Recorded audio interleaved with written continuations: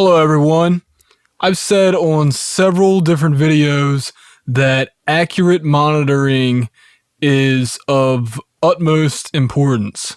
The second thing that I would suggest to you that is crucial to recording and mixing every time is do what's called mix referencing, or I like to just call it music referencing, where you compare what you're about to record or what you've already recorded or what you've already mixed to something that is mixed by a big-time professional.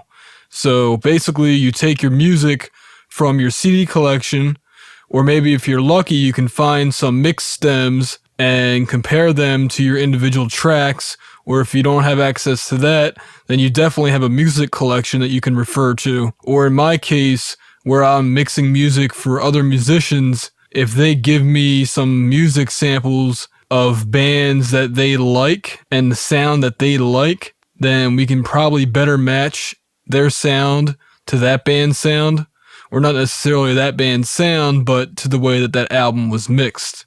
And the old way of doing this was to come down here and open up a new track, double click, and then I would drop music right here and make sure that my routing was set so that my it wasn't being sent to the master and that it was being sent to the hardware.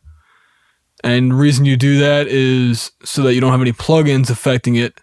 However, the problem with that is, number one, not everybody has Reaper and that type of routing flexibility, but number two, it kind of becomes a pain in the butt to, flip back and forth between, a music reference over here, a music reference here.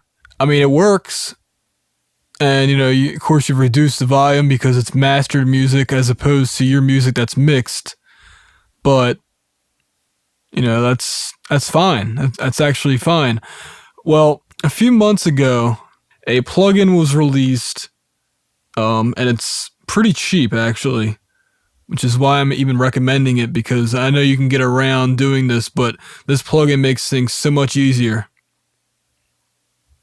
It's called Magic AB, and the way it works is you load your music up down here, which I actually just had to figure out and find out that I don't know if either you have to have your files at the same sample rate as the project, because the plugin does not downsample internally, or that it just doesn't support this higher sample rate. Well, it was a higher sample rate until I changed it.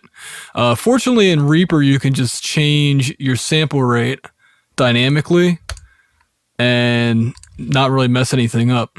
Not all DAWs can do that, but I'm assuming that if I would upconvert my reference files to 96 kilohertz, which is what this project was in, then it'll work without any problem. So anyway, I have one of my mixes loaded up here, and I do that by clicking here.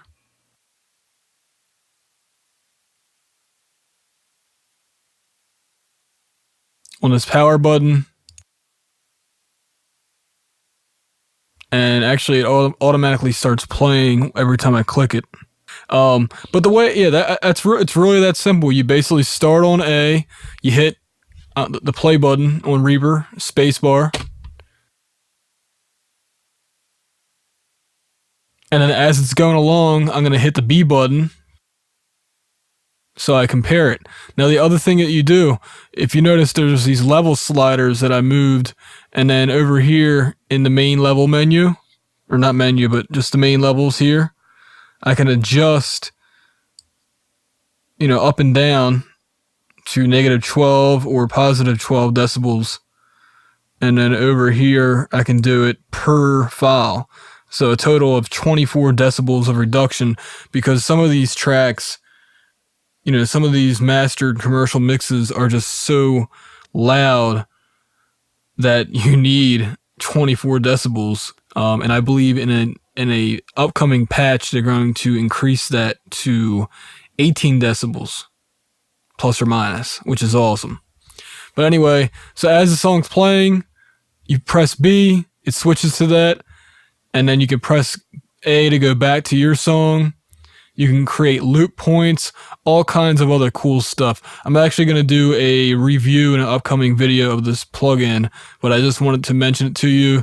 You can get this from the Sample Magic website, which I'll post a link to in the video description. But I definitely say, check it out.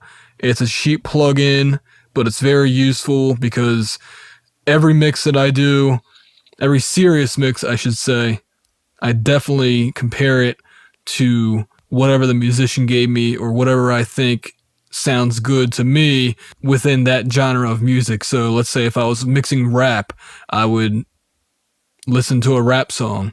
In this case, I have an acoustic guitar song, so I might listen to some Bob Dylan or some Johnny Cash because those recordings sound good, So anyway, that's about it. This has been Adam for RealHomeRecording.com.